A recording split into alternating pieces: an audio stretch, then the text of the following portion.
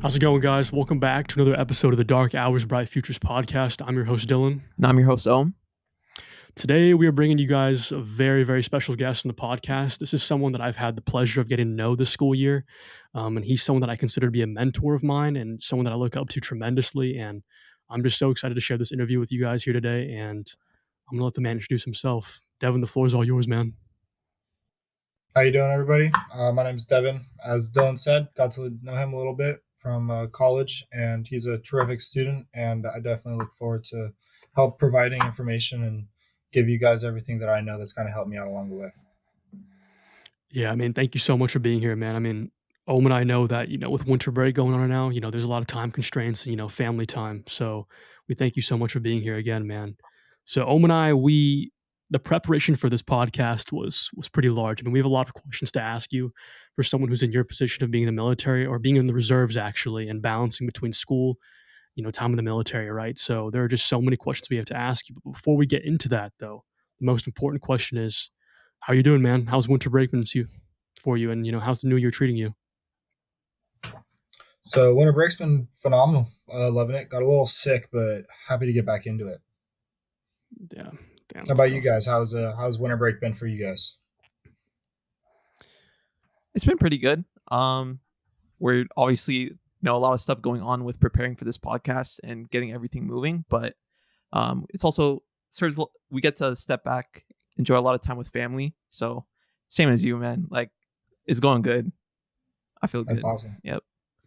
I concur, man. I feel the exact same way. Yeah, like Ohm said it perfectly. Enjoying a lot of family time. As for this new year, how's this new year treating me? Ohm and I both talked about it in our last podcast, but I think 2024 holds a lot of uncertainties. I mean, for everybody, but I can only speak for myself. There's a lot of uncertainties going on with my family right now in terms of, one of my parents having a health scare. But I mean, besides that, though, I mean, while also there are a lot of uncertainties, there are also a lot of possibilities for things to work out really, really well. For one being with the podcast, and hopefully for my parents' health as well. But I'm I'm really looking forward to this podcast episode, man. I mean, I think we have so many great questions to ask you. But with that being said, though, I'm going to let Ohm lead with the first question for the podcast. Yeah, so I mean, we were talking about the new year. Do you have any particular goals going into the new year? So some big aspirations of mine is that I'm trying to get my pilot's license. I'm trying to do a study abroad. I'm trying to learn a lot more about global business as a whole, so focusing a lot more on the news and trying to develop more connections has probably been one of my biggest ones because I think we're in a very connection-driven world right now. So definitely getting out there, meeting some new people would probably be a huge highlight of mine. Where are you going to study abroad? I haven't quite decided right now, but I'm looking at Spain or somewhere in Europe. Yeah. You said that you're in the process. Oh, yeah. Sorry about that. You said you're in the process of getting your pilot's license right now. What's that been like? Did you just start with that process, or how long have you been attempting to get your pilot's license? So I did my ground school already at a local community college here in San Diego, but I haven't been able to get flight time quite yet under my belt. I've paid for flight hours and stuff, so I just need to kind of start sticking to it and got some scheduling conflicts along the way and some other problems, but I hope to get into it this year. Damn. Are you doing like those flight simulators? Yeah, we did do a lot of flight simulators in ground school. That was one of the classes that was kind of paired with the ground school, was another one that kind of helped give us an idea about what to expect. I think we were kind of doing Cessnas. So that was definitely a unique and really cool experience. If you guys are interested in flight, I highly suggest it. Wow. So you're looking to get your pilot's license just to fly leisurely, right? So I'm kind of in the process of trying to join aviation in the Army National Guard. So my ultimate goal is to be a helicopter pilot. And one of the things that they highly suggest is to get your ground school and your civilian pilot's license before you get in. So that way you have a good idea about how aerodynamics and the other things such as planning, weight, and other aspects of flying usually get tied into it pretty well. So it'll give me a heads up, a leverage. Damn, right on. Yeah, no, that's a you got a lot of things on your plate, combining the military, school, and, pilot school. That's awesome, man. Um, listen, this is the big question. We're gonna jump into the military now, right? So, just to clear for the viewers at home, right? What do you mean? Because you've explained to me, and we've done the research, but for those viewers at home who aren't as familiar with the military, what are the reserves? What does that mean? So the reserves is kind of like a side part. It's you basically go in 1 weekend a month or 2 weeks in or and 2 weeks in the summer, but it kind of varies. Um, in active duty, you're on all the time, but in the reserves, you still do a lot of the same fundamental training. As an officer, you go to Bullock, and depending on which route you're going to go, you're either going to go OCS or you're going to go ROTC. I'm going the ROTC route, which means that I have to do things extracurriculars during college to kind of put myself forward and still get the same training as people in OCS get. And from there, upon graduation from college, we then go to what's called Bullock, which is kind of like your training for officers. And once we graduate Bullock, we then get a station and we continue forward from there. Wow, it's Wow, a big process. that's I mean, how busy are you actually though? Because like, just from you telling us that, right? I mean, my first impression is you must be a really, really busy individual. I mean, especially now that you're trying to get your pilot's license, right? I mean, just if you can give some perspective to the viewers at home, just how busy you are. Yeah, of course. So I would like to say on average I have a lot going on, and a lot of people may not enjoy all the time constraints and working with a very nitpick schedule. But for a lot of those of us, there's those who want to do more and who like leaning on just being able to do something all the time. I feel like I'm one of those people who work well when I have a lot of time constraints. So on average, I have to wake up around 4:30 in the morning to get to PT down in San Diego around 5. That finishes up around 7, and then drive all the way back around 7:30. And if I don't have class, I usually make myself a big breakfast because it's very important that you stay nutritionally, that you have that aspect going for you as well as your physical. And I'll either start homework or I've actually started getting into a routine lately where I wake up, make my bed, uh, do everything I need to do for the morning, take a shower, brush my teeth, all that. And then I like to do a quick 100 push-ups, and I read like a chapter of a book. And sometimes that'll be the Bible, but other times I feel like just getting into more creative. But I think that has really helped me in terms of just getting a foundational layer for the rest of my day. And I obviously there's probably some people who have heard of um,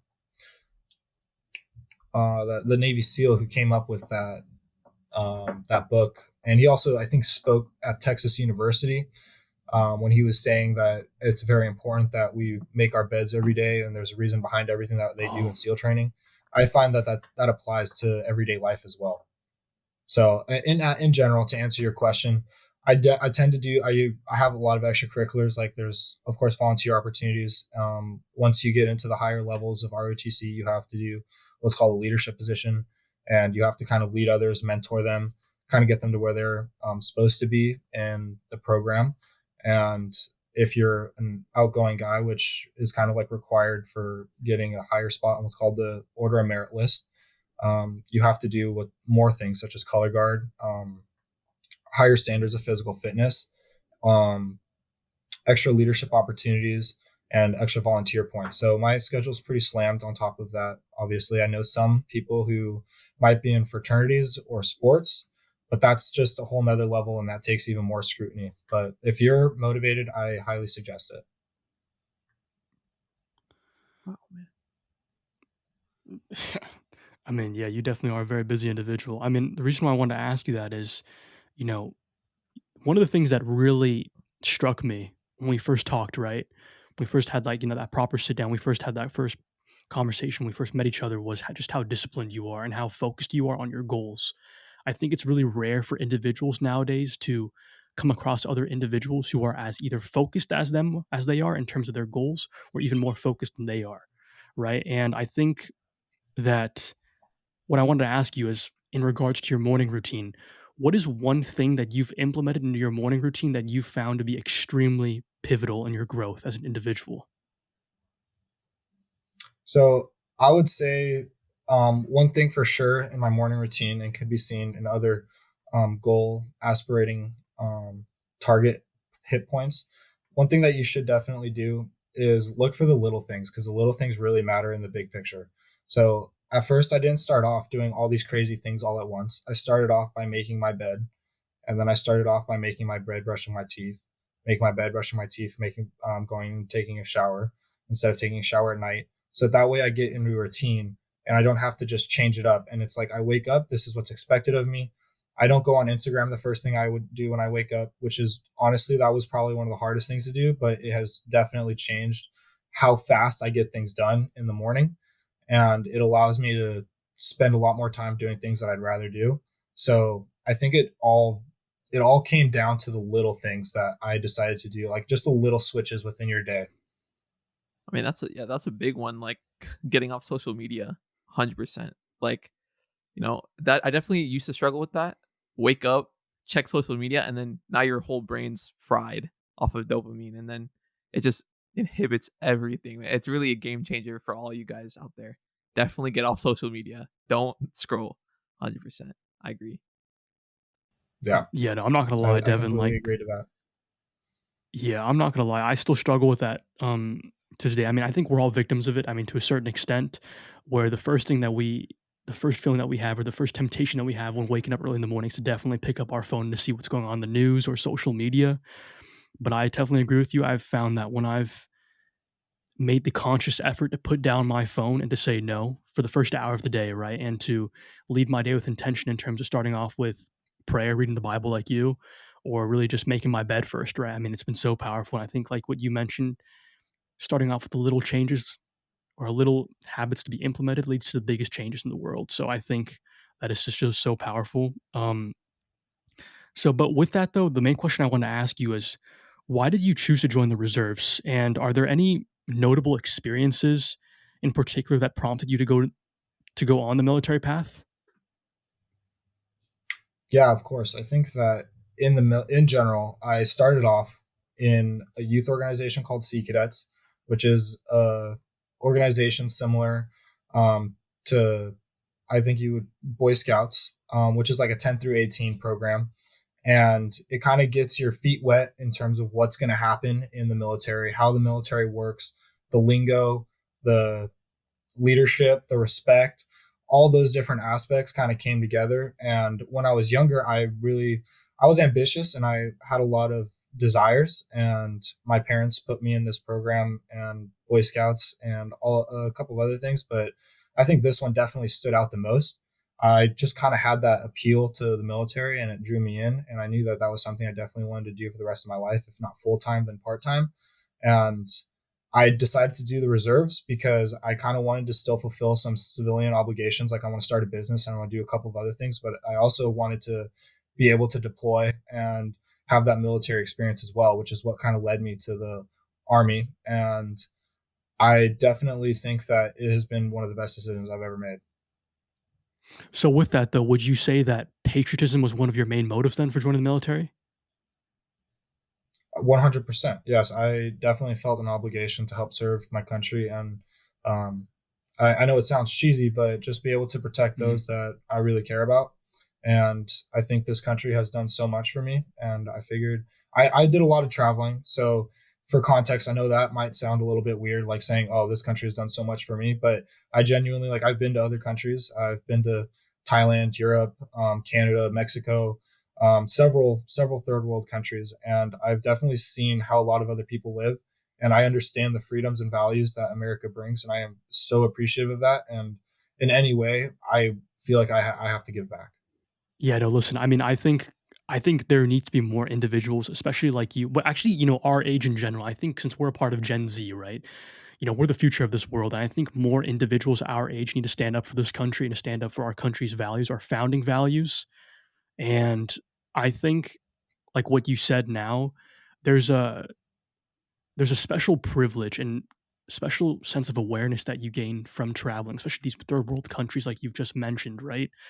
that kind of opens your eyes up to the reality of the world, and it makes you feel grateful for what you have going on at home, and hopefully you have a better situation going on at home. And I think that, would you say that patriotism is one of the things that's lacking nowadays from America and its civilians or citizens? I would definitely say that there is a conflict arising, and I don't want to speak too much on things I don't 100% understand myself, but I do agree that there is definitely a divide in the country right now. And I feel like that we could definitely, with a little bit of passion on both sides, we could unite and have a couple, like, just pick a middle gray area, where we both agree on some things and we know that we could do better in these aspects. And instead of just constantly fighting on the little things, we look at the big picture and we see like there's so many better things we could be doing with our time, our resources, our money, and we kind of just find a new way to put our the right foot forward and kind of establish a new way of going about things. I think that would be really beneficial. I concur. I concur. Do you have any input on that, Om? I definitely think like a lot of the issues in our society, like we just never come together and discuss it. You know, if we just came together, discussed, heard each other out. I mean, I don't know how you do that though. That's the thing. Like, do you bring it into schools? I don't know. There's like a, I don't know. It's a big problem, but what? How does that? How do we attack the bigger problem? Like that's where I'm stuck in my logic, um, in terms of that issue. Like I don't know how you would even go about that. I mean, this is one of the things that blows my mind is that, when you really stop and like what you've talked about, Devin, where you put the phone down, right? And you really stop to just soak in the moment and what's really going on in life right now and going on in the news and what's going on in the world in general. We are literally living through history right now. We're having one of those moments where when we have kids one day, if you guys do want to have kids one day, which I assume you guys do, um, these are the events that are going on in the world right now. We're going to be sharing with our kids and telling our kids about this. And this is something that's bizarre. And I know that this is such a silly question to ask, right? But I'm going to ask anyways for the viewers at home. When we first talked, I remember I asked you, as someone who's in the military right now, serving, right, or in the reserves, what do you think about the conflicts that are going on in the world right now? How do you feel about the potential full on deployment of our troops, including you possibly in there as well? Like, how do you feel about that? How do you feel about the conflicts going on right now? So obviously that is something that you have to take into consideration when joining the armed service, because of course that is a definite possibility. And I have never been scared. I know some people join the military for those benefits and those other great um, those great things that the military offers. But at the same time, I do think that you had an obligation, and as as great as the benefits are, I don't think that's entirely what the military is about. I think that we're there to take a stand against what's wrong. We joined hopefully because we have a set of values, and we joined because we felt that's what was right. So, in any given moment, if the president or if anyone decides that it's my time to step up and it's our time to put the right foot forward, we don't really get a whole lot to say after all. Like we get told what to do, so we don't like exactly get to choose. But at the same time, I know that they've been elected in the office, and I trust their judgment. And if they say that it's time, then I am more than ready to put myself in that position to take a stand. Wow, man. Wow. That's just Inspiring, super inspiring, inspiring. Yeah. inspiring, man. I Thank you. think no, no. I mean, I really do mean it. I mean, I think that's why I wanted to bring you on this podcast, right? Is to hopefully speak some sense into the individuals that come across this podcast, right? And I think that we talked about it before, but and Om and I talk about it now, and I know Om can elaborate on this too, but Om and I always talk about the importance of telling people what they need to hear, not what they want to hear, right? The importance of truth, essentially, is what it all Right. funnels down to. And do you think that our society today, specifically our country, since we're talking about America, which is where we live, do you think the truth is something that is in lack of nowadays? The world is in lack of the truth. To be completely honest with you, I have been thinking about that a lot. And to be honest, I think that it's been pretty sustained throughout history that it truth varies. It doesn't vary, but the opinions in the news definitely have a sway. And there's people who say things and can be opinionated and make factual matters seem like they're twisted or in a way. So it kind of gets hard to find the root of the truth. I do think that if you look at several news sources and you do your best, you can find the truth. But I definitely think that finding the truth as a whole has become a little bit more difficult. And it's sad, but I definitely think that that's something we've struggled with throughout history for a long time, and I think that's why it makes being a reporter and their job so important. And I know that they get a lot of criticism, but I definitely I think their job is necessary, and I think that if without them, even though sometimes they understand they need a story at any given moment, so they may try and make something that doesn't really matter seem important. I do think that there is real news out there that we need to get, and everyone needs to be able to understand and comprehend. And hopefully, it just becomes a matter of right and wrong. But I don't really know if that'll ever like actually happen. But if there is somewhere that you can completely know for a fact, like truth, I know there's probably definitely some outlets out there that will give you 100% facts, and I think that those are probably the best place to go for. Yeah, a lot of responsibility does lay on the news outlet because we have echo boxes nowadays where people don't really have an opinion for themselves, or like you said, they don't go deep into researching and actually comparing news sources. So then they're just gonna, at the first thing they hear, they'll be like, "Oh, that's right."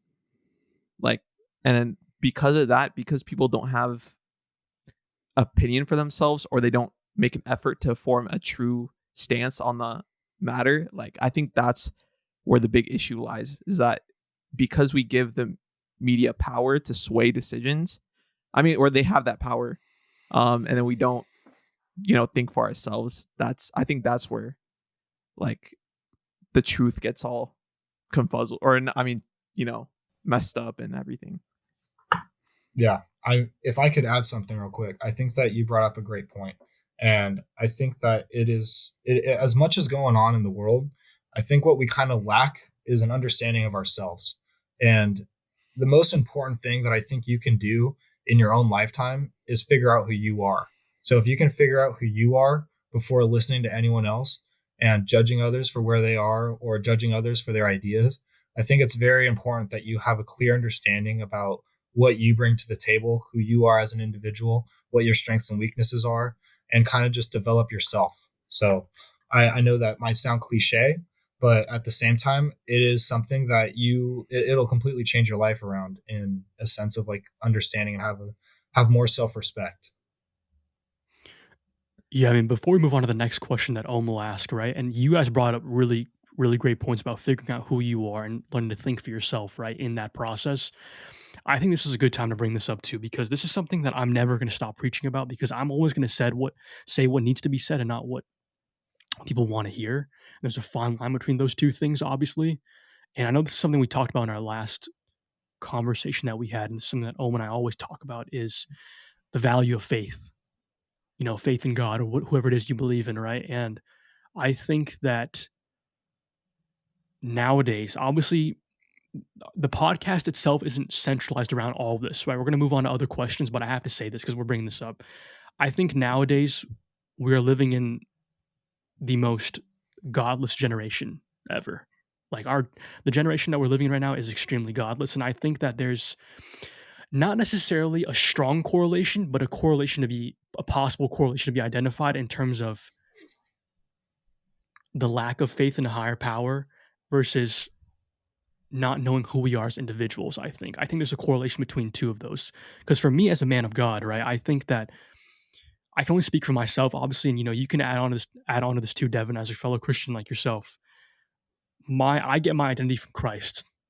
right? And I can firmly say that, with confidence that, the people always ask me the number one advice for improving their life, right? And I always say, and I'm sure you can agree with this as well, is to find God. Find God in whatever it is you do. Find God, praise God in whatever it is you do, right? And I think that I can say from the bottom of my heart that I think there's a strong correlation and conversation to be identified that there's a lack of identity nowadays, personal identities within ourselves because of, possibly contributed by a lack of belief in God, I think. And I want to know your thoughts on that.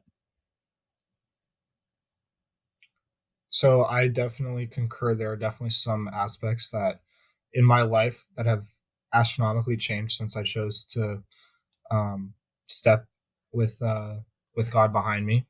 But at the same time, I think that a lot of people, even if they don't believe in God, we live in a country where they can freely choose what religion they so desire, and I think that there are a lot more beliefs. And I think that, in fact, I think that that is what kind of drives our nation forward is that we're a melting pot. We have all these different beliefs. And even though we have such different personalities, we have such different backgrounds, we're able to use those to our advantage. We're able to work together, and that doesn't limit us. And I think that's what's really put our nation ahead. I think that as long as you have something to believe in, even if that's yourself and you don't 100% believe, because I know there's a lot of questionable things, but God, 100%, something to look to for guidance, 100%. If you're questioning anything, I definitely agree God is a place to go to. But in general, I definitely think just believing in something will get you that much further. Yeah. So, like, are there any? You have a lot of wisdom. I can sense it. Of like this inspiring conversation. Are there any experiences in boot camp where you look towards your faith, um, or in general, just any moments you have that you're kind of fond of or solidified um, your commitment to the reserves or commitment to the military path? Um, yeah. Yeah, I definitely had a couple of serious instances where I had to kind of reflect. And I was never much to be like a Christian or a spiritual man when I was growing up, but I went to Army basic training and I went to church one time during in process. And I just had such a hard realization that Christianity isn't just looking up to a man for answers who's supposed to be the know all be all, but it was the fact that he understood me and my values, and we both kind of simulated like an understanding in that moment. I don't know what it was, whether it was the sermon that was being stated, but I just felt a personal connection and it felt like I was kind of glowing. Throughout the course though, I think I definitely leaned on it, and it gave me some serious instances where I was able to ask in prayer for help and was answered. And that's kind of what led me to my faith. Others may not have that experience. Others may not have even prayed in a difficult situation. So I think everyone kind of goes through things in their own way. But God was definitely there for me in my situations when I was going through basic training. Yes. So when you say God answers your prayers, right? Did he answer them in the way you expected him to, or did he answer in another way that you kind of had to reflect on later and be like, wow, he actually like, he came through in the way I didn't expect him to? I think that it kind of falls into place in both aspects, right? So looking back, I definitely think that he's had a say in my life, and he's also had a say in the exact moment I need him to have a say in, right? So for one example, was we had just finished up what's called the Forge, and coming back from this couple day excursion in the woods, which we call the field training exercise, where we sleep out in the woods and we do a whole bunch of training exercises and we do a ruck and all this other stuff. We come back and we're like completely exhausted because it's not like we get much sleep. We're constantly up. And as a leadership, I was in a leadership position. We don't really get much sleep because we're constantly up looking around, making sure all our guys are okay. Coming back to that, we had an immediate check where they like came and ransacked our stuff, and like they found a whole bunch of things we weren't supposed to have, and so they put us on the on the pad, the make sure that we understood kind of like what we were doing was wrong. And as payment for this, it's I went through winter, and they kind of just had us standing there at the position of at ease, and we had to stay completely still. And we were underneath it's called like a PDA, and the wind howls in between these buildings, right? So I was freezing. One of the things they tell you is to not wear your sniffle gear, and sniffle gear refers to a pajama like clothing that's a little bit thicker that you put on underneath your uniform. And they give you this, but then tell you not to wear it to kind of test your durability and to test your mental strength. And a lot of people give in and they wear it, and sometimes they get caught, sometimes they don't. And one thing that I wanted to do when I was going through basic training was I wanted to test my mental resilience.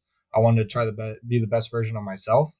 And so I tried my very best to follow every possible rule, every command I was given. I did it to the best of my ability, and I put my foot forward even when it wasn't expected. And I think that gave me a lot of respect from a lot of my guys. But in that specific instance, I was paying the price internally, and it was one of the hardest moments on myself and my own personal beliefs because I didn't think I was going to make it. Like I was so cold, I was bone to the bone, like I was cold to the bone. And I know a lot of people go through a lot of harder things, SEAL training, where they're constantly in the water of Coronado, and winter survival training, which is like up in the snow.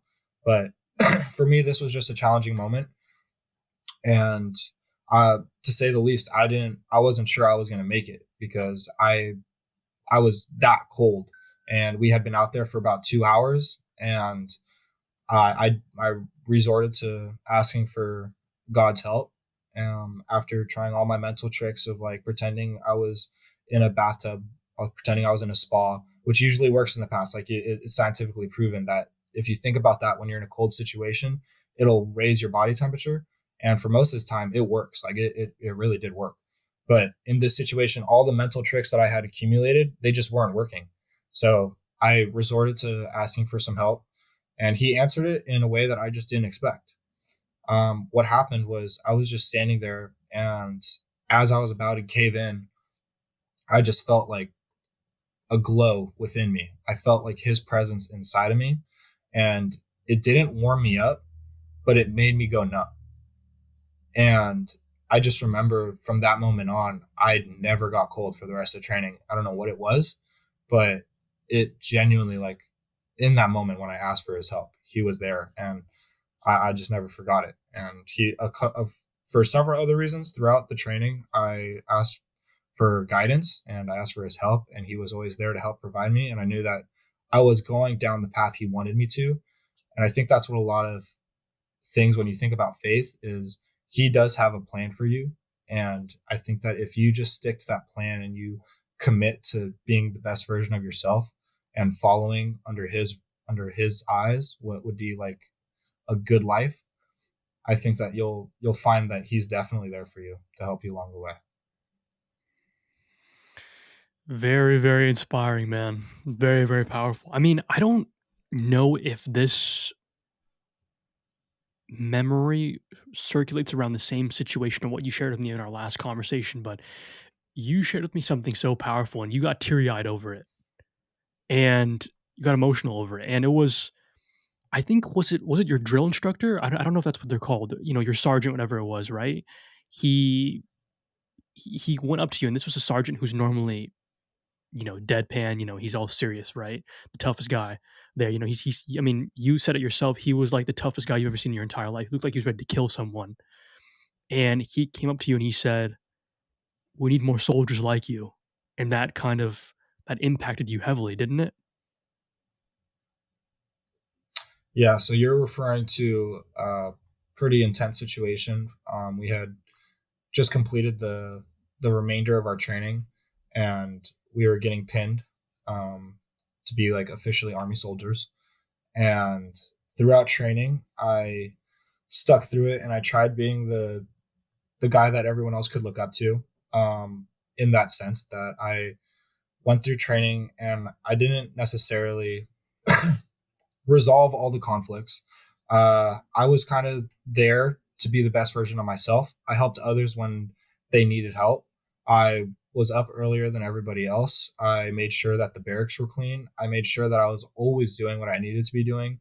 And when there was off time, I tried helping others or I tried getting my own stuff better.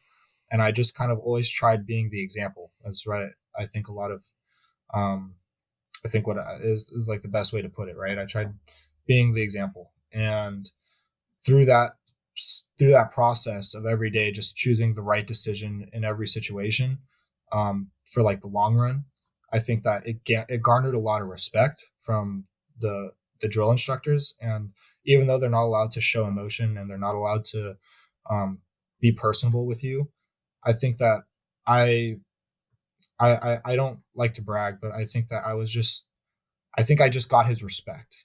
And I think what you're referring to is when he was handing me my patch, he looked into my eye and he said, "We need more soldiers like you."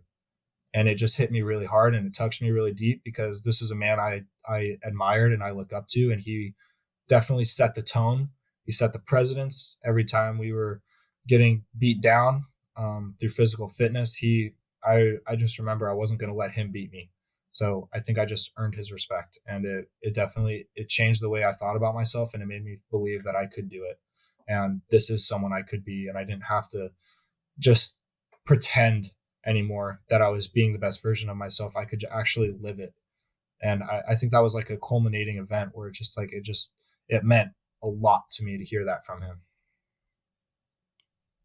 I mean, damn, I mean, I know that's getting me pumped up.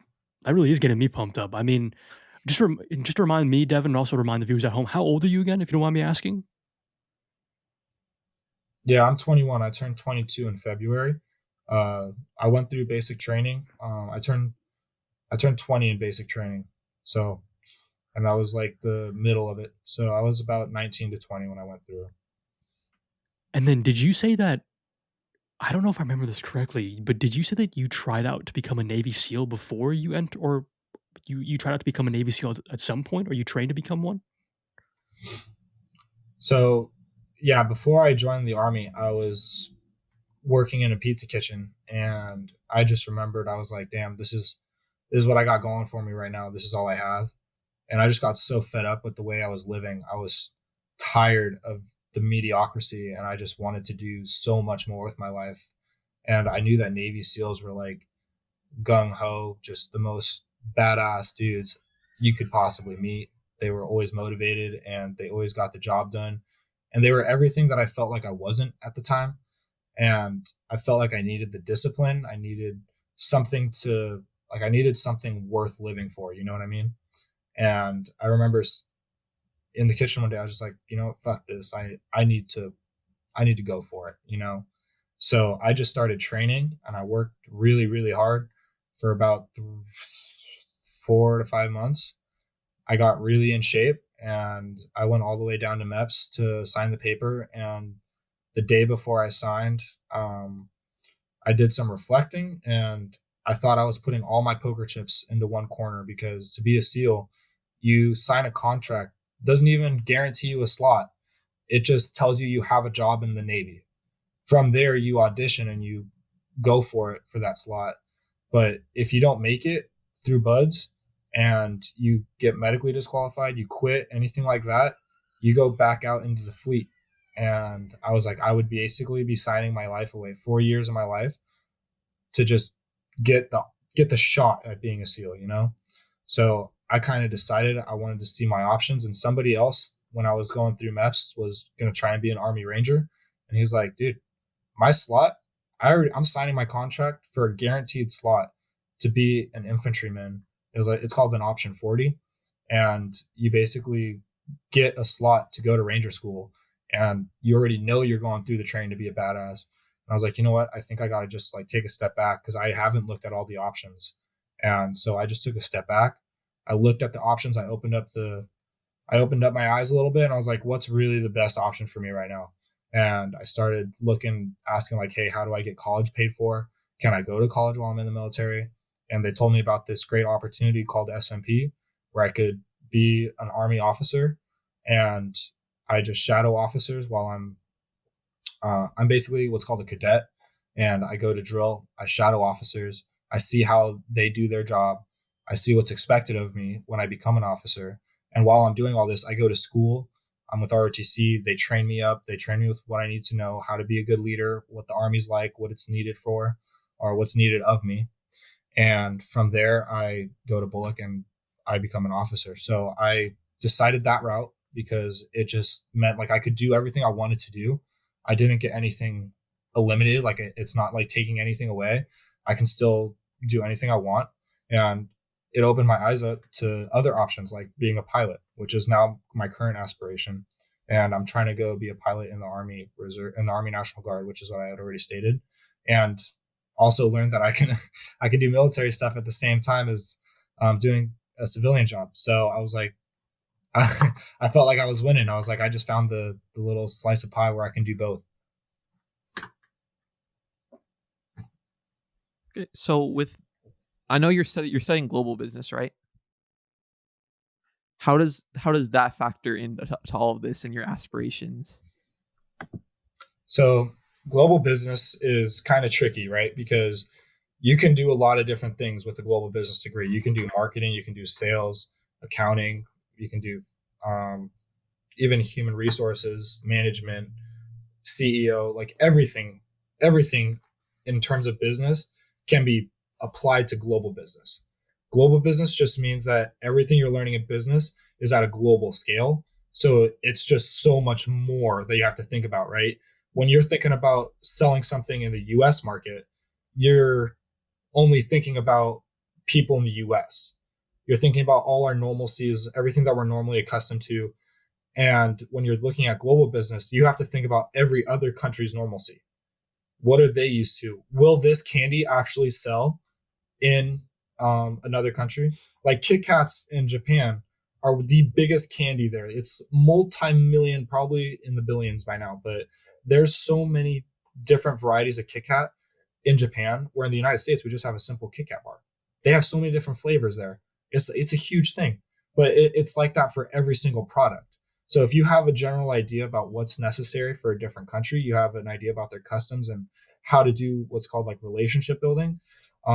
You're much better off. And I think that I just wanted to be able to travel, and I love being able to go discover new things, meet new cultures, meet new people. That I fell in love with the idea of being able to do business on a global scale. And so far, it has met up to all my expectations. I'm not I gonna lie, really admire Devin. that.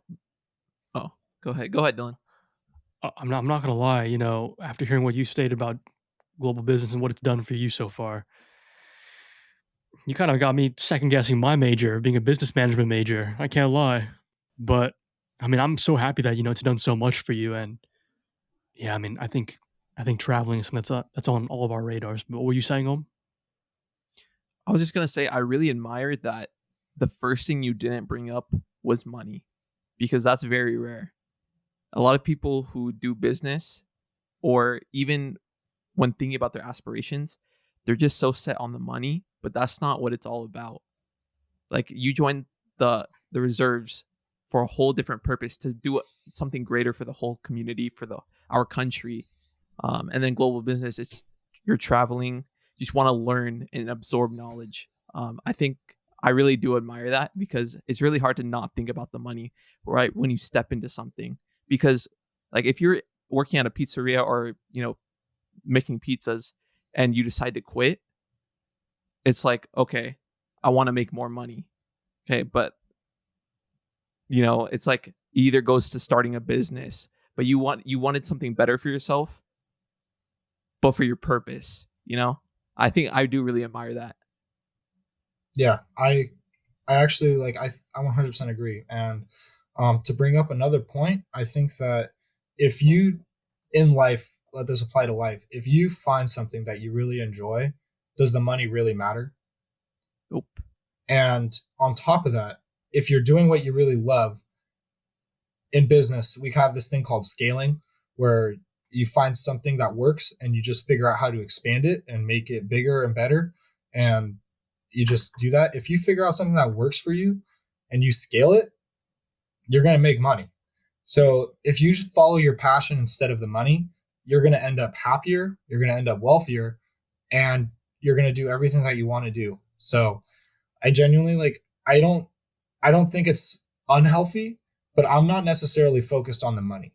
Even if I was going through army full time, it's infamously known that they don't get paid very often or paid very well.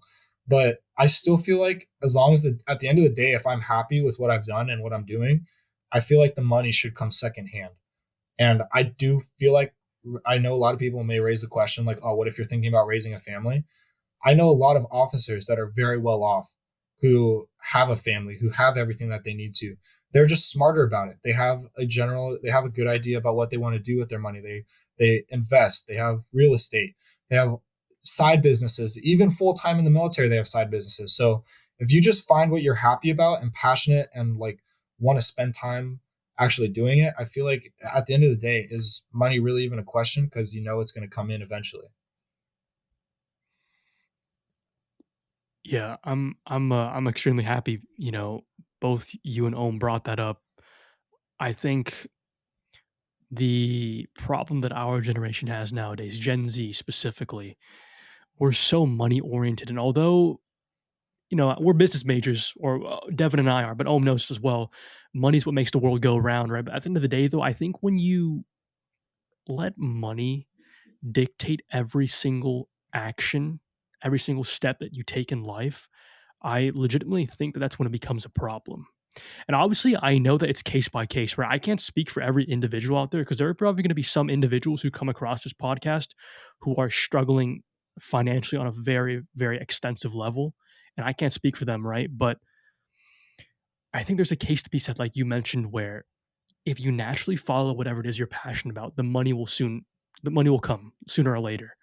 And I think that that's the way Owen and I are approaching this podcast right now. Is and the reason why I'm saying this is to inspire other people who are have aspirations of becoming podcasters or have aspirations of pursuing a job or a career that is not very well known, right? And I think it's what you've just said. If the passion's there, if the vision is there, the passion and vision are there, and if the drive's there, then it can work out. And I think it's very important what you said too about how there are military officials out there, or people in the military who are either in the military full time or even part time who are well off when they retire, right? Because I think that's one of the biggest um, criticisms towards the military nowadays, or what stops people from enlisting. One of them, at least, is the pay.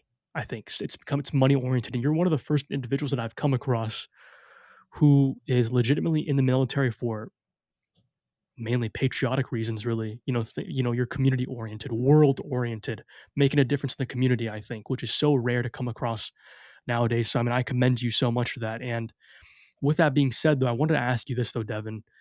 With our last conversation that we had, right? And I keep bringing up our last conversation, but you provided so many great things that I want to bring to light here for this podcast for the viewers at home. One of your values that I know for a fact that we can both agree upon is brotherhood. Can you agree on that or no? I think you can agree on that, right? Having the strength of having a brotherhood, people that you can count on, right? A friend group who I tell Om this all the time, right? A true friend is someone you can laugh with, who you can shed a tear with, who you can be angry at sometimes, but just overall, who you feel like you don't have to hide any emotions from. I think that's what a true friend is, right? And for me, we talked about this, the importance of a brotherhood and the fact that there are so many individuals out there, but specifically since we're all men here, there's a male loneliness pandemic that's going on right now that's affecting a lot of men nowadays. And I was hoping that that's something you could probably talk about. Talk about your struggles with loneliness if you've ever been through loneliness as a man, growing up in today's world and, trying to find your purpose in life. And how did you combat that? Yeah, of course. I actually have to agree with you. I think that brotherhood is a sincere quality that everyone should have in life, and I don't think everyone should go through life without someone that they consider a brother. And although it is extremely rare, I think everyone has the potential to find somebody else. They have to just be willing to put themselves out there. And to be honest, I think just speaking out of my personal experience is loneliness is not a bad thing, but it's only good for a short amount of time. I think that in all sincerity, every man at one point or another in his life has just thought about, I just want to be alone. I don't want to face any of the things I have to do. I just want to, like, maybe I just want to go through this by myself. And they don't want to have anybody else there. And they just want to be able to really lean on themselves and see what they have, like their own self worth, and like kind of stick with it for themselves. And one thing that I kind of grew up in that sense where I had to please everyone. And I honestly still to this day, like when I was going through high school, I found friends, right? But I didn't find anyone who really like felt what I felt in terms of like personal values, wanted to do more, wanted to be better, wanted to do all that other stuff, right? And I kind of felt like everyone was like that when I went to the military. Not everyone, but a majority of the people were there because they wanted something better in their life. And they were willing to put forth the work and the effort that was needed to be better. And in that sense, we were all lone wolves, but we were lone wolves that were willing to work through it together. So I don't think that it's a bad thing that you are alone, because I think at some point you have to realize that there is only one person you can really lean on at any given moment, is yourself. So you have to kind of understand that at the end of the day, as much as you want others to kind of help you and push you forward, you have to really be willing to just do the work yourself. But at the same time, don't be afraid to lean on others when you need it. Don't be afraid to have the back for somebody else. Don't be afraid to put the right foot forward and help others when they're in need. Because just one act like that, may never know, you may find another brother for the rest of your life. And I think that that is a huge thing that are I see a lot of it all over Instagram, right? Where everyone wants to be the lone wolf, just grind it out for 6 months, be the best version of yourself. And I don't think that's unhealthy. I think that that's quite healthy. And I know that some people may have different opinions about it.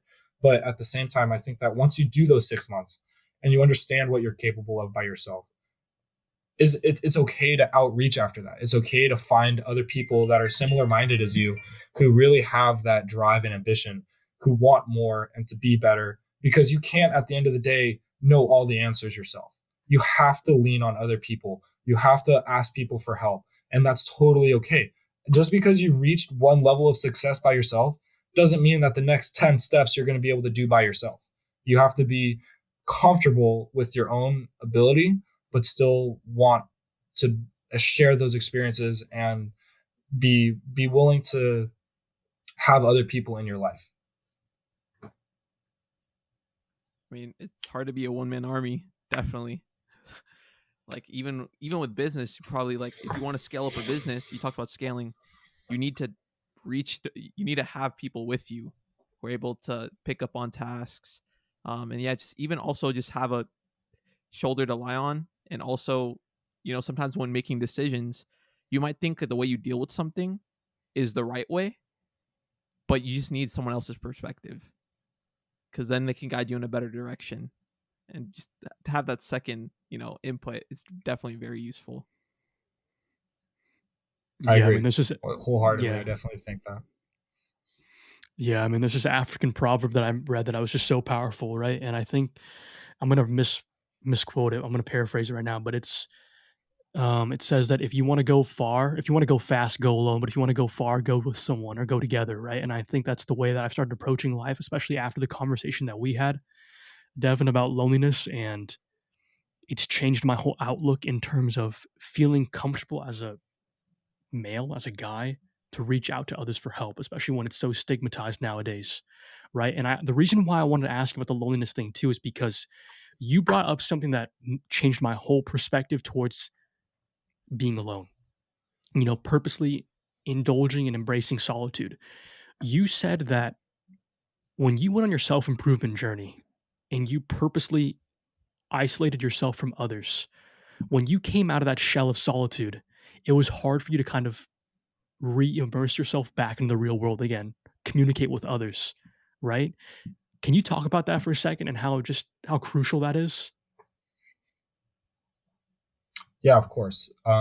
So what Dylan's talking about is when I kind of went through a similar experience where I wanted to be the best version of myself. So I decided to kind of commit to just going through everything that I could on my own, sticking to one of those like 6 month things, but just one that I created. I call it like a plan. And I committed to doing a certain amount of workouts a day, doing a certain work ethic, but it was really about just believing in yourself and finding out who you were, right? So for me, it was more important that I found out who I was than reaching some level of success, right? It was very important because I felt if you could go through life and know who you are and know where you stand on a majority of things, then no one can really argue. No one can come combat that when you already know who you are and what you stand for. So I went through a period of silence where I just kind of just stayed in the back of the room and just kind of let things happen. And it was, for the most part, it was during school. And I kind of committed to just sticking by myself, sticking by my own wits, doing good in school, doing good in other things. And I didn't expect it, but some things that came out of it that were unexpected, as much good as it gave me and as much solitude and maturity as it provided, I also found that it was kind of hard settling back into a position where I felt comfortable talking to others because I felt uncomfortable just understanding human and basic human interactions about like smiling, right? Like making people feel comfortable in a position. You might need to smile more often, especially someone such as myself who has an RBF, right? So it becomes you have a certain uncertainty where you're just like, is it me or is it them? Do they not understand what I'm feeling right now? I told them I'm okay. Why don't they believe I'm okay? But your body language and who you are, you kind of forget that a little bit when you're so focused on yourself and you just have yourself to think about. And it was one of those. I believe that's what you're talking about. Is it becomes kind of hard to understand how others are looking at you when all you've thought about is how am I to myself? What am I doing right now that I could be doing better? And you just stop thinking about, oh, what is this person thinking about me right now? But those things do matter, and especially when you're trying to build relations and all that. But that's what kind of why I said that it's okay to step back after you've gone through a period of growth and you kind of want to think about how everything's changed your life. You really want to step back into who you are and you want to kind of embrace the old personal relationship qualities, but still maintain that composure and that maturity that you've accumulated over the last however long it took to kind of get that personal respect and development.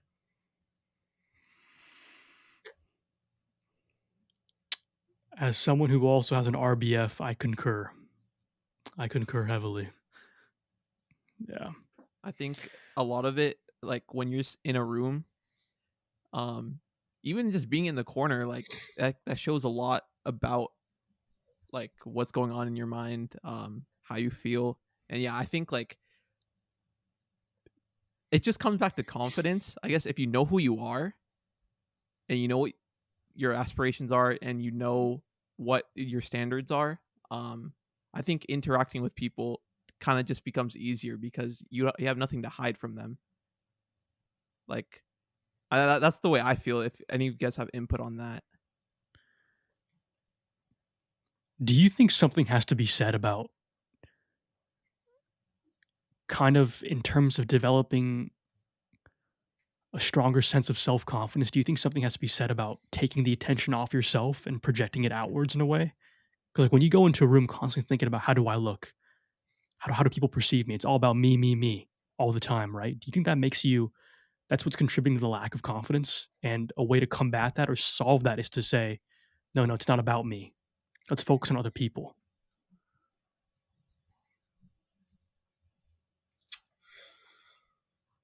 So if I understand what you're saying correctly is how others perceive you and if you should Yeah, really because question that. yeah, in a way, because I think for me personally, I'm only going to speak on my personal experience. Maybe you guys can relate to a certain degree as well, right? For me, growing up, I mean, I think listen, all guys go through this phase of insecurity, right? You know, how do I look in front of this girl that I like? How do I look in front of this girl that I find really attractive that I want to potentially ask out or, these group of girls, right? You get so caught up in your own head thinking, how do I look? How do I look, right?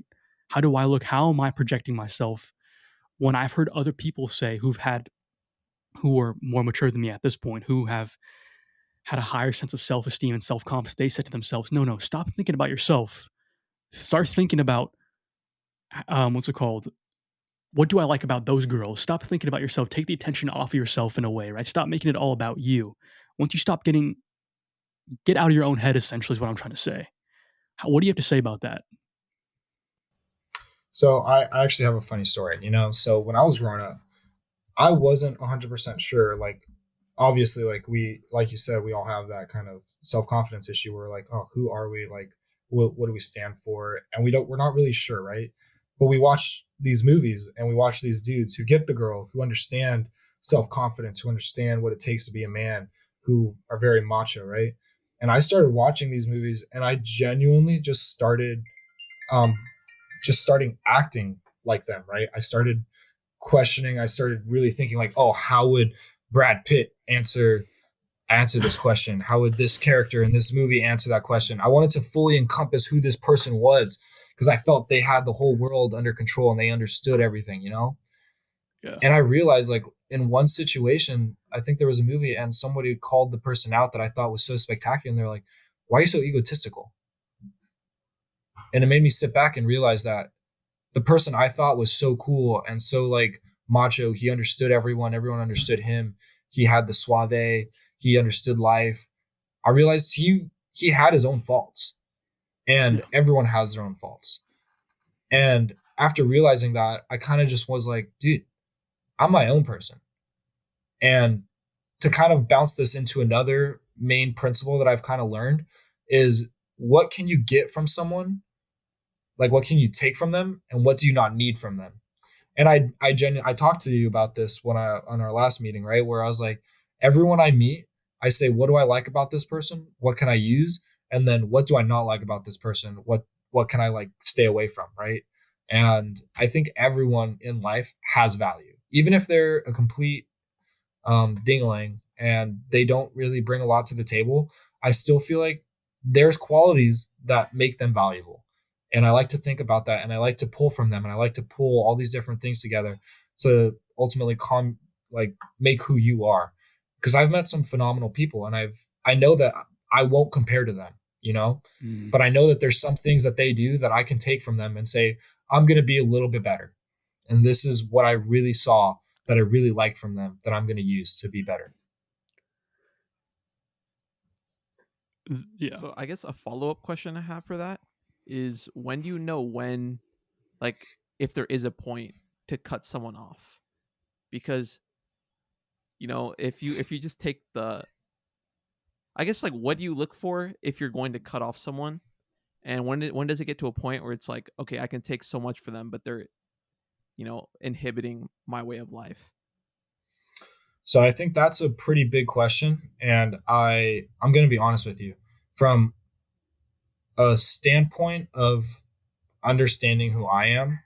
I don't ever feel like there might be a reason to cut someone off just because I understand who I am and I understand what value I bring. And it may not be a need to just cut them off. I think that cutting someone off has kind of been something that's only recently been put into society because people just feel like, oh, this person sucks so much. I don't want them in my life at all. And they just cut them out entirely. Like, do we really need that? Is that really what's going to be beneficial? Are you going to be able to do that to your toxic boss in a few years when you have a boss that you really hate? Are you going to be able to cut them off? It's Nope. You're going to have to live with these people for the rest of your life. And you never know, they might change and they may be the coolest person. And 20 years from now, you walk into a coffee shop and they remember you as that super nice kid that was always nice to them. And they're starting up a business and they need your help and they ask to help and you make a connection and you network from there. It's like you never know what could happen in life, right? So is cutting someone off now to please that toxic trait of appeasement in the now rather than satisfying something in the later, is that really worth it? I think that it is a toxic trait to cut someone off. Sometimes though, don't get me wrong, there are a lot of bad people out here, and if someone does something bad to you and does something that makes you feel unsafe, it's totally okay to cut them off. Right? Just take the advice I'm giving you. Like read the black and white. I just there's gray in between, right? So I just want to make sure that that's interpreted correctly. So maybe cutting off Yeah, I isn't the think that's the correct thing that terminology to use. Yeah. Yep. Right. But what were you trying to say? If I misinterpreted you, I apologize. No, no, no, no, no, no. You, I didn't know. I didn't mean to like what's it called? Criticize the way you responded. No, I was just saying maybe cutting off isn't the right word, like Ohm said, right? Or like as society labels it. That's what I Okay. was saying. So in Yeah. yeah, in that sense, then it is important, right? So if you're not agreeing with someone or the way that they handle themselves, but you still need to like work with them, I think that it's really important to know your own value and to kind of understand what you bring to the table and just be patient, right? Like all of us who have lone wolfed it a little bit, we understand we don't need others' approval. We are perfectly fine going through life and working with our own selves and not needing to please others. But at the same time, it makes it harder to connect with them. But at the same time, when you take a step back and you look like you just sit back for a while and you just see how the world works. I don't understand how this is, but like I feel like I understand relationships a lot more. I know when it's okay to just like kind of hold back from communicating with someone. I know when it's okay to like approach them and to communicate more with them because they need a little bit more of my approval to just keep coming back to me. And I think that it just takes time to understand that, but it is definitely a life skill that will definitely be helpful later in life. So I definitely sincerely like I don't like not talking to people, but I think that it's okay to to just like hold back a little bit, if that makes Mm. sense. Yep. Y- I Makes sense. yeah. I before we move on to the next question, I know that I've been asking so many questions, but I wanted you guys' thoughts on this quote. So I'm pretty sure both you know who David Goggins is. Um, Everybody knows who David Goggins is nowadays. He has a quote that he said that I thought was very blunt. I mean, he talks in a very blunt manner, right? It's very easy to understand who he is and what he says. He said something along the lines of, "When I first started my self improvement journey, I had to stop giving a fuck about what people thought about me." And he said something along the lines of, "The way that I stopped giving a fuck about what people thought about me was by realizing that they're just as fucked up as I am, if not more. All they've done a better job at is just hiding their flaws than I have." And before we move on, right, I wanted to get both of your guys' thoughts on that actually. When was a time in your life, it could have been recently, it could have been yesterday, it could have been today even, where that quote heavily applied to the situation that you were in at that time, where you were dealing with somebody that you were comparing yourself to, but you had to internalize the idea that, hold on a second, they're just as human as I am. So there's absolutely no fucking point in me comparing my life to theirs. Yeah, I can go first for that one. Definitely in school. I'm a STEM major, computer science, and I'm not the best at it, right? Like I definitely have to put in more work than people to just understand concepts, right? And I think I get into a trap of like these people are these people are like, way better at this. Like I feel like they have it inherently. I feel like they just, when someone says like that exam was easy, that literally makes me so mad just because like I could have like grinded. Like there's times where someone in the Discord, right after we take the exam, they're like, "Oh, that's so easy," and I'm like, "But I just studied like 2 days for this, right?" Um, I think you know you kind of get in the trap of comparing yourself to other people. But if you kind of realize like, they might be strong in that aspect, but they're subtracting from another area of their life. I think like you might think that they're perfect because they can get good grades, but them bragging about something in the Discord, like that's just, there's kind of like a give and take. And I think like someone might be, up here, but there's like you just never know, you could like observe what's wrong with them, but there's also stuff behind the scenes like that's going on that you just never know about. And so that's my experience. Well put. Yeah, I mean to bounce off of what you just said, I think that in my experience in life, I know I've only lived 20 something years, but I know that there are some people in this world where you're just like, wow, they are perfect. perfect specimens. They're smart, they're attractive, they're witty, they're humble, they're kind, they're outgoing, they're giving. Just like you, we've all met this kind of person in our lives, right? And we just don't know how to compare to them. We don't know what it was. But a lot of times I feel like they had to learn those experiences themselves, and they had to take from other people what they wanted and what they didn't want. They may have met a really bad leader who constantly bragged, who didn't really know what he wanted, who was unsure of himself, and it just pushed all of his insecurities on his guys. And I think that it made him who he was. So back to what I was saying, I think that all of us are kind of like a Lego, right? We're like an action figure that has an infinite amount of Legos that we can just keep stacking on top of ourselves, right? So if we have one Lego and it's our base model, right? We come out of the womb and we're obviously a product of our environment. We have two ways of reacting to every situation we're put in. We can either deny what's happening to us, or we can lean into it and say, I'm just not going to let that happen again in those situations that are poor.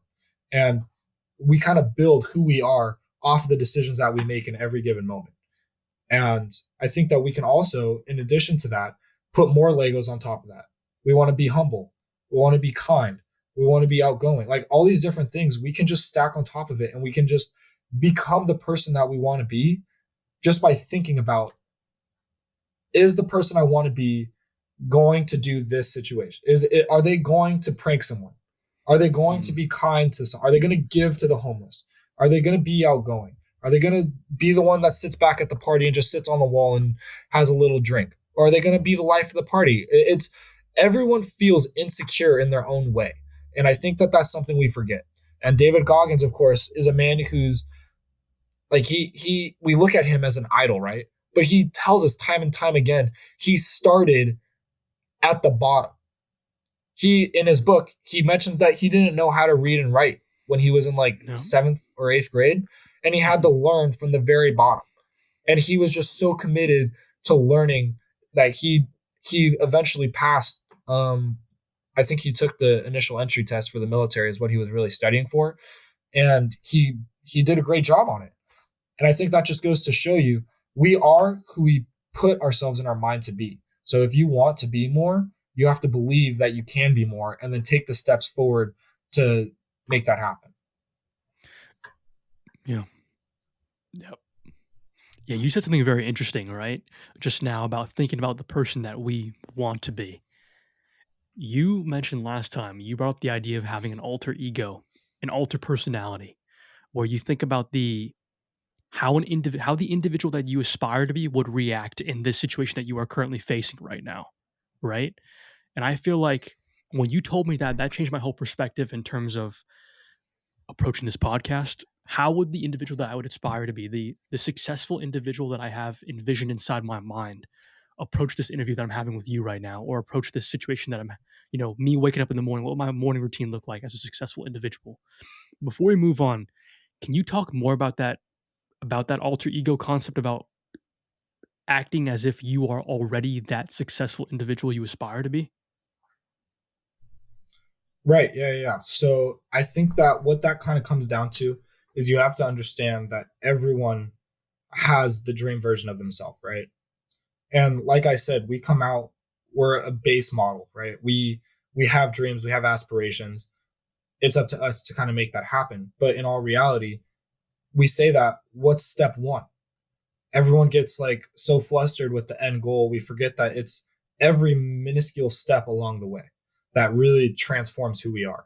So one of the biggest things that I did to kind of set myself up was I thought about who I wanted to be for a really long time. I thought about all the different kinds of qualities I wanted him to have. Um, I genuinely like I sat down and I wrote it out. I said, "This is who I am now. This is who I want to be." And kind of referring back to that whole scene where I was like, "Oh, I want to be like Brad Pitt," right? Or some other very masculine man that, or feminine if you're a female, who you just look up to a lot and you think you want to be more like that. What qualities do you find attractive in them? And then put those into the dream version of yourself. Think of yourself. Don't look at other people. Look at yourself when you're kind of comparing what you are now and who you want to be. Because at the end of the day, it is up to us to transform ourselves into that person. But it starts at step one. And step one is acknowledging you're not where you are and to just take the right steps forward in every given situation. If you have the opportunity when you wake up to go do all the chores that your parents want you to do, or you're living on your own. If you wake up and you decide it's time to wash my car, I haven't washed it in a while, and you go watch TV instead, are you making the right choice that dream version of you would make? Because that's what it comes down to, is every single decision has to be thought about as the person you want to be. And then slowly and surely, you will transform into that person and you will prove to yourself I can do that. And that's kind of what happened in that soldier ceremony was I was acknowledged. That was when I realized that I am finally who I wanted to be. I am the guy that all my peers look up to. I am the guy who's respectful. I'm humble. I don't like go bragging about it, but I'm a guy, right? I'm the guy just as David Goggins. He's just a guy. And we're all just a guy. We don't actually give anything.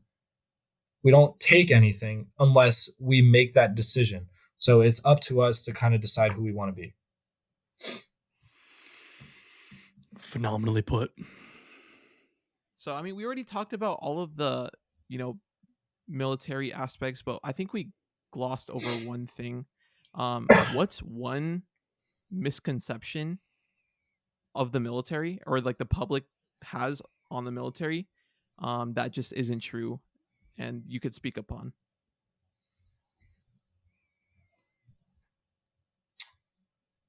I think that one misconception that's very like I it gives me like that ick, is when teachers don't seem to have an appreciation for what we do. Like we're normal people just like you. We just decided to go out of our way and put ourselves into this position to help everyone out. And it's kind of sad to see that that's how we've kind of like grown accustomed and we're okay with that now. Sure, there are some bad people. There's bad people in every organization. And I think that the grand scheme is we're good people. We genuinely want the world to be better. And we just decided this was our path to make it better. And the military can connect with other military members just because we understood what we had to do to get there. We understood what we had to do on a daily basis to basically wear the uniform. And that's why the uniform and the American flag, like it means so much to us, is because we know what it means and what we stand for, and that signifies what we stand for. And we just want to help everyone out that we can. And I kind of feel bad, but it feels like there's like a shame in wearing your uniform sometimes, and I don't know why. And I don't know why everyone's taking the flags down from the front of their house. I don't know why we're ashamed of that. It doesn't mean something. There's a huge, I don't want to get political, but I just feel like there's a huge populist movement right now where everyone feels like an extremist. They have to be extreme left or extreme right. But I just don't think that that's how everything works. There's people who are left and right in the military. There's people who are left and right in every in every organization. I don't see what the big deal is. And I think that the fundamentals for our nation still stand. The Constitution hasn't changed much because it is so like it literally like, it explains why we do what we do on a daily basis and how we get all our freedoms. And it means so much more than just an extreme right. And I don't think that that's like some people might not understand what I'm talking about, but I just kind of feel like there's like a huge movement where if you have an American flag, you're an extreme right. And that's just it's not how that works. It's you can still be left or right and have the American flag flown. It's you're you're an American citizen. You should be proud to have the American flag. You should be proud of where you live. These freedoms that you have on a day-to-day basis are given to you from sacrifices generations in the past have had to make. Everything you're able to argue right now is because someone had to sacrifice something. A lot of people had to sacrifice everything. And I don't understand why we question that. And it's like I just hope I've worded that correctly and that it doesn't sound political because it was never meant to be political. It was supposed to be just an eye opener. No, I don't think. First of all, I agree 100%.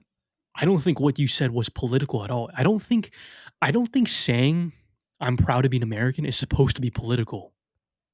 It's so sad that we've politicized that. It's really, really sad.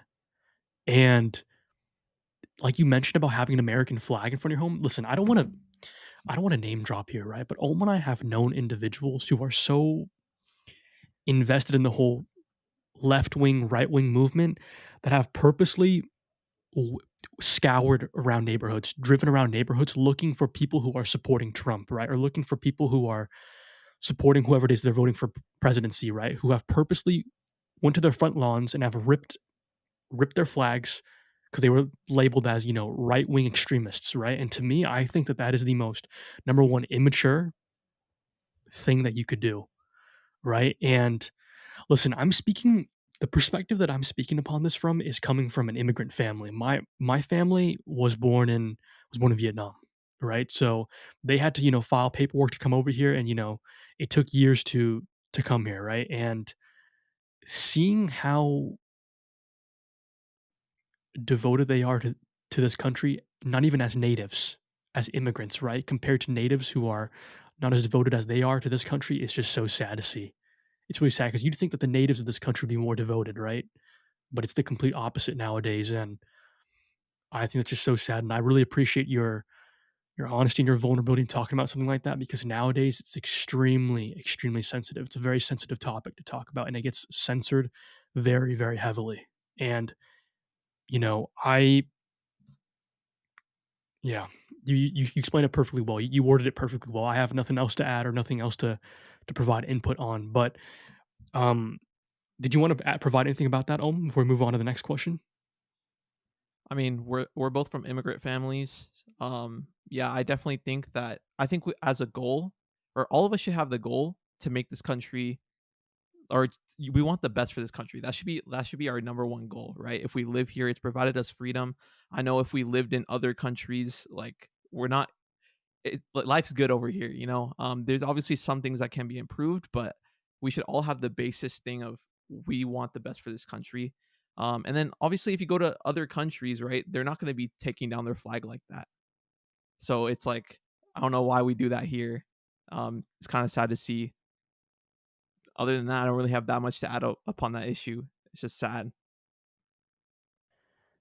I So there's this statistic that I found on Fox News, and I'm pretty sure that you're familiar with this, Devin. As I mean, you're in the military yourself, right?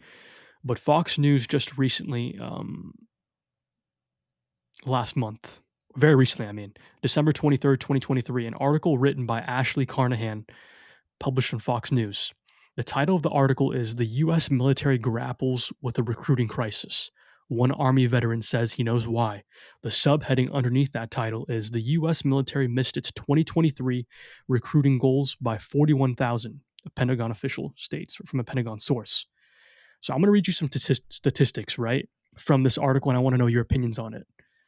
So Ashish Vazirani, the Pentagon's acting undersecretary for personnel and readiness, told the House Armed Services Committee last week that 77% of today's youth would not qualify for military service without some form of a waiver, and 11% would not qualify because they are overweight. He continued on saying, young people today are not rejecting military service. The challenge is that they are not even thinking about it, Vazirani said. According to a transcript of his opening statement, they are not looking at what we have to offer and telling us no. They simply don't know much about military service, and what they do know is probably not accurate or complete. He also noted that Generation Z has low trust in many institutions, from the government to the media, and is decreasingly following traditional paths. And then another statistic to go along with this is that in 1995, 40% of US youth ages 16 to 24 had a parent who served in the military. But by 2022, only 12% had a parent who served, Vazirani added. So what do you think about that? Well, I think that it's definitely a crisis. I think that that is a fact. It's sad, but it's true. You know, there's not too many people actually looking into joining as of right now, and a lot of times, a lot of people that want to join can't join because they don't meet the same requirements that are needed, whether it's due to the ASVAB waiver or physical requirements. And I think that it's important that we maintain those standards, but I think that we also it's a generation thing. We need to understand where we're falling through the where people are falling through the cracks, whether it's a misinformation or if it's a simply a health thing. You know, the health standards back in the day were insane compared to what they are now. Like 1960s, it was like I watched a video recently, and the physical education requirements at school were insane. It was like everyone had like it wasn't like there was very little obesity, and if there was obesity, they put you on a pretty good track to fix it. And I don't think that obesity is necessarily a bad thing.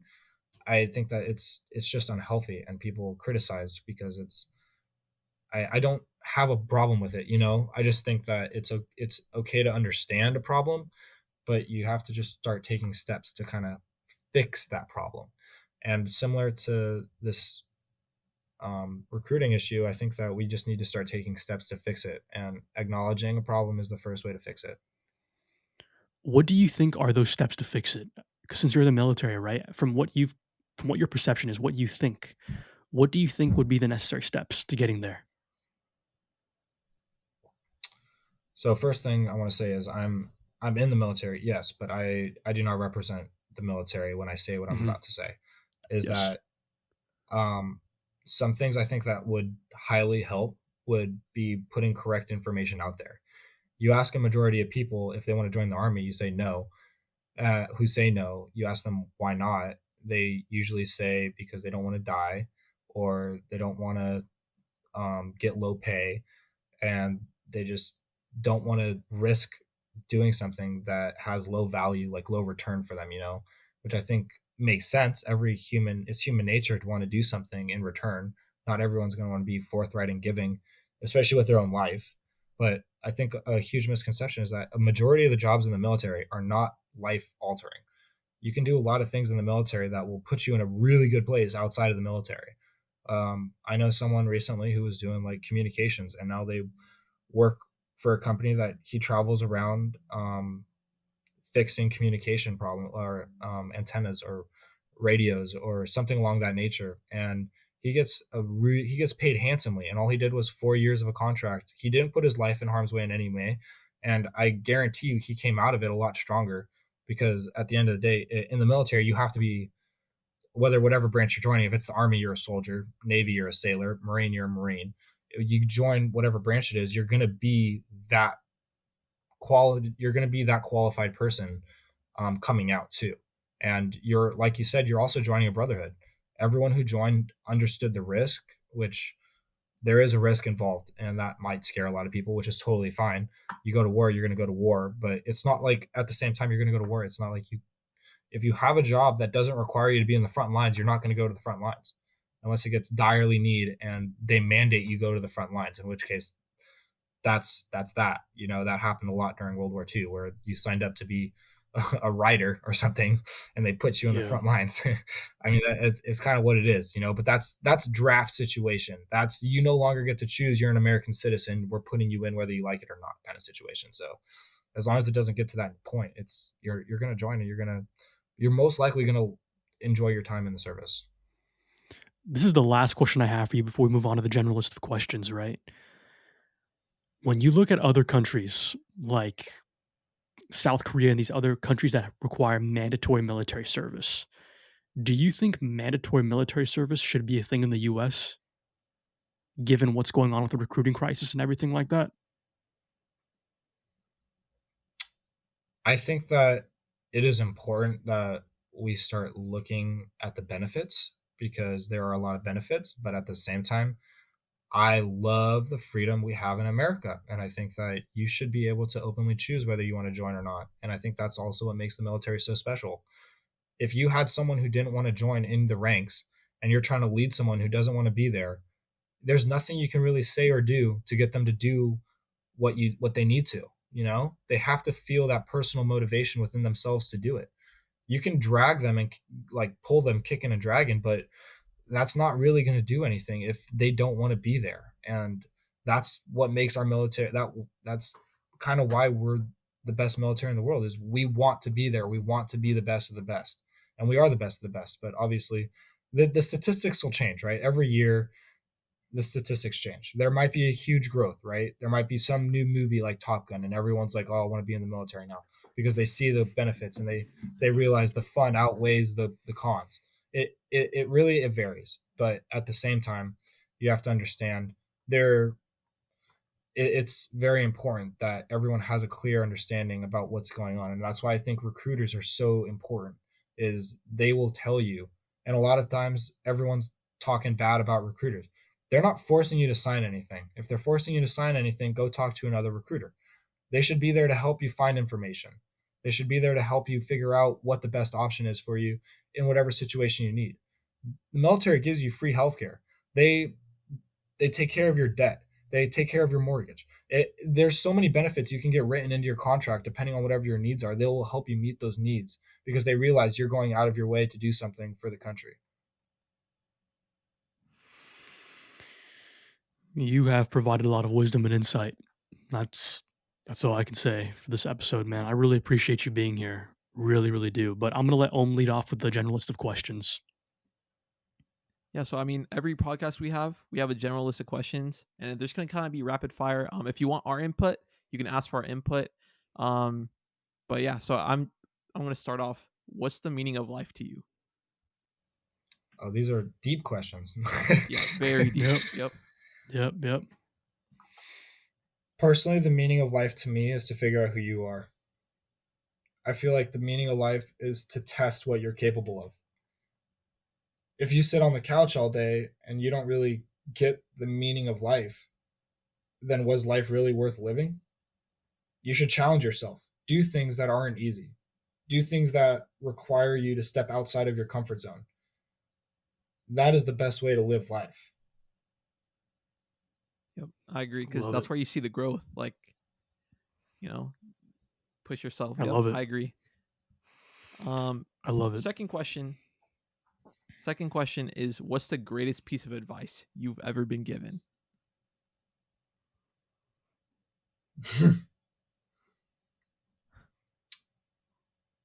Tough one. You know, I think that our I struggled with minor sadness, we'll call it that. And I think my dad said something to me that really gave me a kick in the nuts. And he basically said, "Don't be a bitch." And for some reason, that made me realize I sat back for a second and I realized there are some people out here who have it so much worse than me, so much worse than me. And I'm complaining about little things. And after taking that realization, I I was taking for granted everything I had in life and thinking in such negative thoughts for no reason when I had so much to live for and so much to be grateful for. And I just had a complete mindset change. And it was all because of the words that my dad said that just kind of rang in my ears. And they were like, wow, I have been thinking about life wrong this entire time. Like, like Dylan said one time, I'm pretty sure you introduced me to the waking up and being grateful for getting the opportunity to be alive and go take a shower and do these things. And that's I think what the mean that is all that's the meaning of life is being grateful for what you have.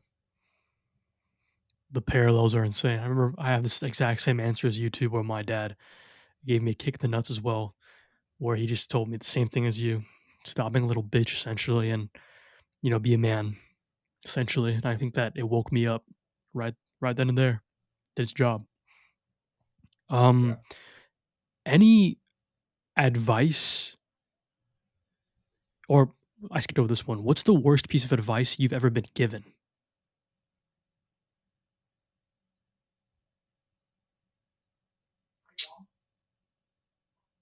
The worst piece of advice I'd ever been given was probably how to cheat. I wish I'd never been given that piece of advice, but I'm actually happy I did because now I realize how much it impacts you. That was much younger, of course, obviously, but when you look at the impacts that has, they're life changing. And everyone in our generation has cheated. And sometimes it's like I hate to say it, but it's kind of like what's needed. But just don't do anything that puts your values at risk. I would say that it's much more important to live a hard life with your values intact than live an easy life where you're screwing up your true values. When you I cheat, love you that. cheat yourself, basically. Yep. Mhm. Yeah. Yeah. The next question is, what's one thing that you want to let go of, or something, or what's one thing that you feel is holding you back? Hmm.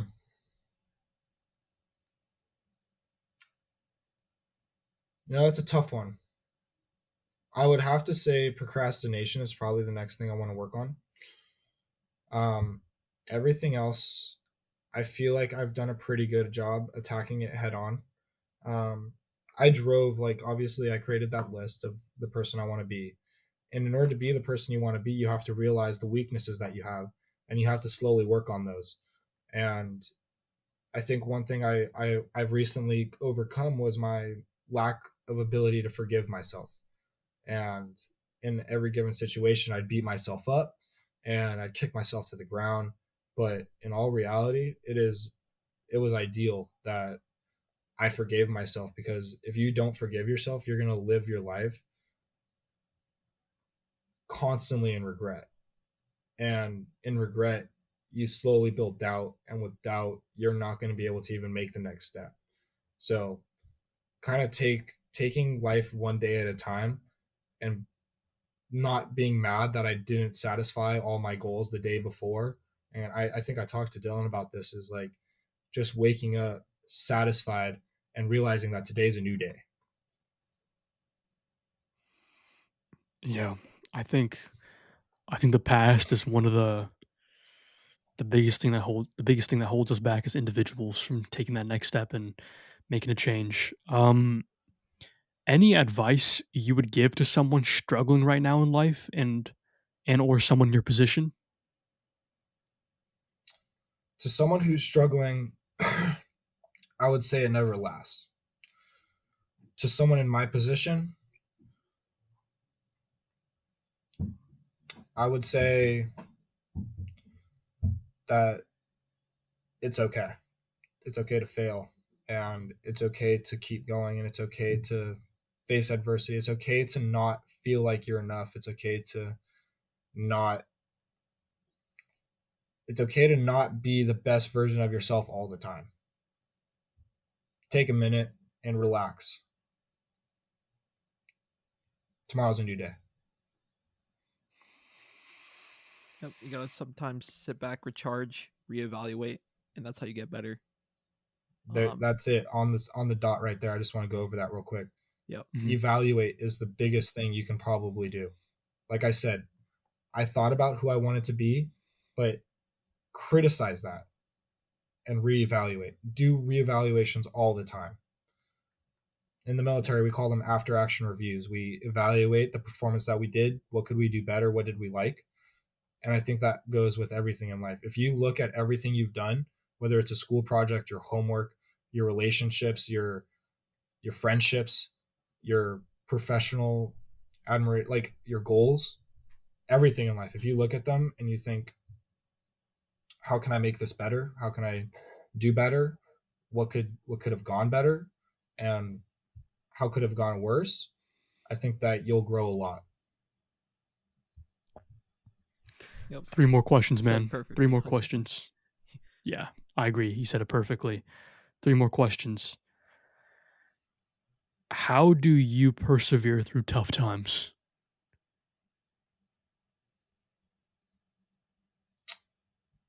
Um, so it's really hard. tough times are tough times, and they're tough times for a reason. Whether there's could be countless reasons, and I'm not going to go into examples of them because we all know they exist, and we all know that there's a lot of different things that can cause them. But I think one of the greatest things that I've kind of come to in my own realization looking back is that there's two ways to look at life. You can look at life through an emotional lens, and you can look at life through a logical lens. And if you look at life through an emotional lens, you're going to react to things with an emotion, right? Your your girlfriend broke up with you. What are you going to go do? Key her car? Or are you going to look at through it logically? Logically, she wasn't the one because the one I want wouldn't cheat on me. It's better that I lost a problem. Like it's so many different, every outlook has an emotional and a logical way to look at it. And if you start looking at life through a logical lens and you react with a logical answer and you don't allow yourself to become emotional over things, you'll be able to satisfy your wants and your needs a lot faster. I love You got to that. listen to the good voice, not the bad voice. Yep. I love that. Oh, but you want to handle the last two questions on the list? Yeah, sure. Basically, last two questions, pretty deep. You know, give insight more into you as a person. What is one thing you would like to be remembered for, or remembered by, or known for? That's kind of tough. And I don't really have a good answer for that. I think that I've genuinely liked the idea about being the best version of myself and going and living my life happily on the end in a cabin at the edge of the woods or something, just kind of soul being, like having the people I like and just being satisfied, not needing to fix everybody else's problems.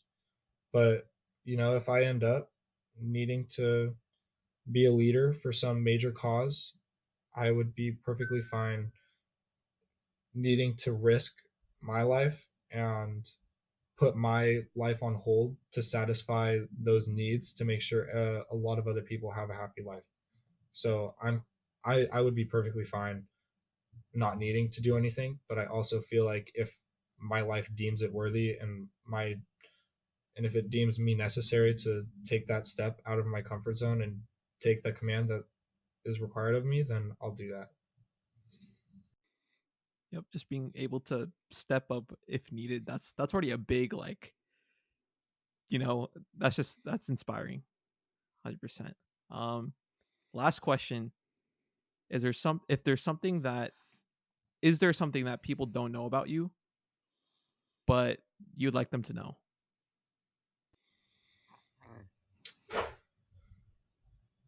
I think that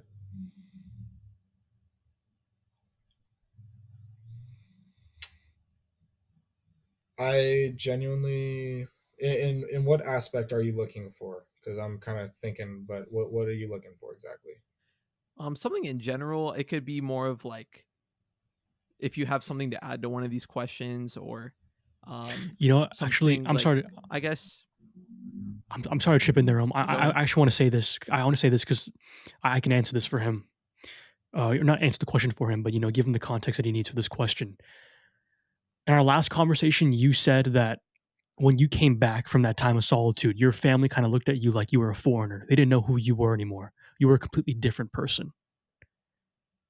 In that regard, right? In that regard, what is something you wish people knew about you that kind of outweighs so that the same situation doesn't happen with your family again, where they kind of look at you like you're a different person, is what I mean. You know, what is something you wish Right. people knew about you so that there's not some sort of misunderstanding? I think people take for granted that change is possible. And in that moment, I had changed. I wasn't the same person. And they were expecting the person I was before. But that's not who I am now. And it's kind of like they have to adapt again to get used to the new person that I am. And I know that they will. I know that they love me.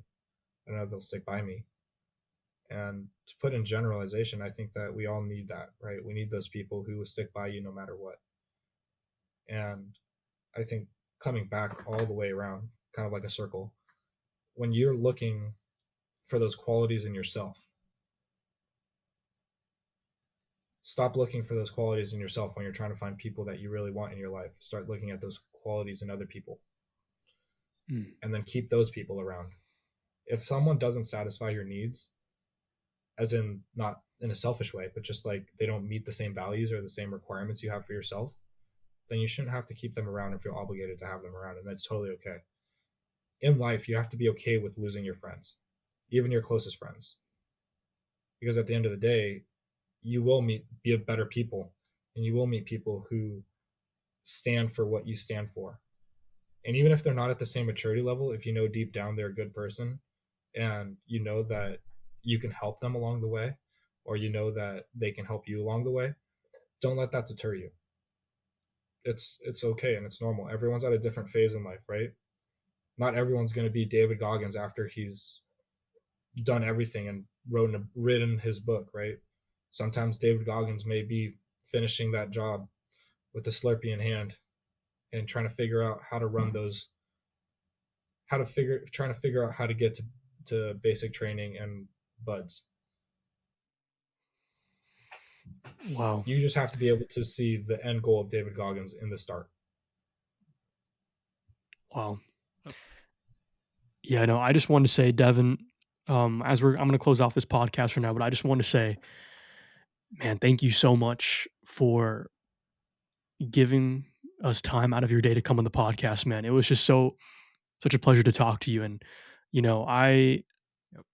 for those, you that do come across this video, this podcast, I know for a fact that you will take a lot of positive things out this podcast. And I truly, you're definitely coming back on the podcast when we sometime later down the line for sure. I would love to have you back on the podcast. And I know Om can agree with me on this. Um, and Om and I are both so excited to see your growth as an individual, man. We know I can say I know Om agrees with me on this as well. Um, you are going to go places in life. I know that for a fact. You're going to go places in life, man, and I'm here for it. Like you said in the text message you sent to me, and thank you so much, man. Did you want to close off with anything? Like, did you want to say any final notes, plug any socials, or just make any shout outs or anything like that? I just wanted to give you guys a shout out. I think that you guys are doing something that I wish I thought about because it is honestly generational changing. I think that our generation definitely needs this. And I think that you are very two mature individuals who understand. You guys saw a problem in the system and you guys are trying to solve it. I think that shows sincerity and growth. And I definitely look forward to your further podcasts and following you guys along your journey as well. You guys are going to go Thank you. places as well. Thank you. Thank you so much, Devin. With that being said, guys, we're going to close off this podcast. Om and I are going to plug our socials and all of our links down below in the description. Just tune in for more future episodes like this, and we'll see you guys soon.